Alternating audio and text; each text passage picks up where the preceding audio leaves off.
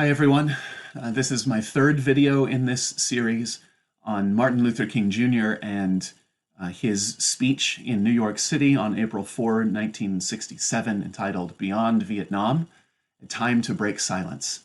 In honor of that speech and of Dr. King and of the holiday that we have coming up this month, remembering him and his work, I want to take his words and apply them to another situation in our world, that being the attack of Israel against Gaza, the war that Israel is engaged in against Hamas, which has caused the deaths of so many thousands of people in Gaza. So many Palestinians have died, so many more have died in Gaza relative to the attacks of October 7 that Hamas perpetrated against the nation of Israel.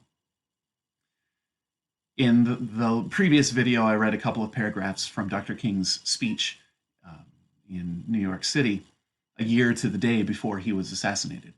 And let me continue reading a few more snippets from his speech.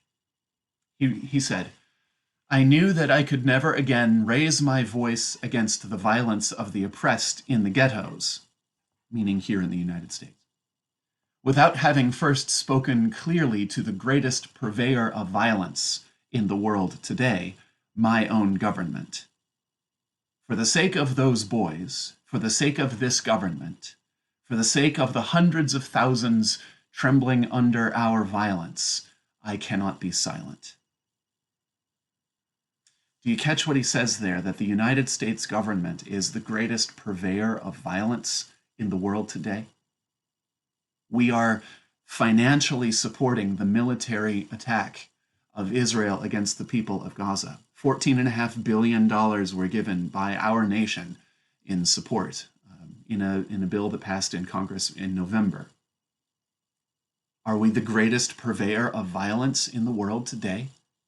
Are we in any way responsible for the deaths of 20,000 and more Palestinian civilians, most of them in Gaza, over the past few months?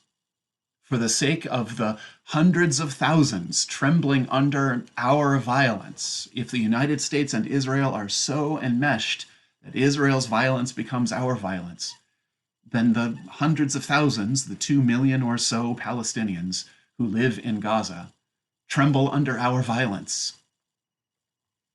We cannot be silent. Dr. King continues by saying, "This I believe to be the privilege and the burden of all of us who deem ourselves bound by allegiances and loyalties which are broader and deeper than nationalism, and which go beyond our nation's self-defined goals and positions. We are called to speak for the weak, for the voiceless, for the victims of our nation, and for those it calls enemy. For no document from human hands can make these humans any less our brothers and sisters." This is significant, that we look at the people who comprise the militant group Hamas, those people that we would call the enemy, and we speak for them, because they are our brothers and sisters too. This is important, that we look at the people of Gaza, the Palestinian people who live in Gaza and have lived there for generations, the weak, the voiceless, the victims of our nation, and call them our brothers and sisters, that we speak for them, that we speak up for them, that we allow their voices to be heard, because they are our siblings in this human species, in this human race. Dr. King continues, one more paragraph right now. He continues to say, "Surely we must understand their feelings, even if we do not condone their actions. Surely we must see that the men we supported pressed them to their violence. Surely we must see that our own computerized plans of destruction simply dwarf their greatest acts." And this is right on the nose, isn't it? Surely we must see that the people we supported, the nation of Israel, have pressed the people of Hamas to their violence. The history between Israel and Hamas is long and tortured. It goes back and forth. They strike at each other. They're each responsible for their own actions, of course, but no one is innocent in all of this. The people we have supported have pressed the people of Hamas to their violence. And now we're doing the same thing. We're pressing the people of Palestine, the people of Gaza, into future acts of violence. How do you think this is going to go in another 20 or 30 years? How will the children who are surviving now, how will they reflect on this as orphans or as those who have gone through a war and have grown up and become convinced that Israel is their enemy because of this war? What will happen in 15 to 20 years? Surely we must see that the people we have supported have pressed them to violence, and our own computerized plans of destruction simply dwarf their greatest acts. Israel is capable of wiping Gaza off the map.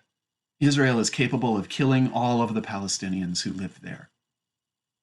They won't, and that's good, but they have already killed 20-some thousand Palestinian civilians, right? Multitudes more than those who were killed on October 7.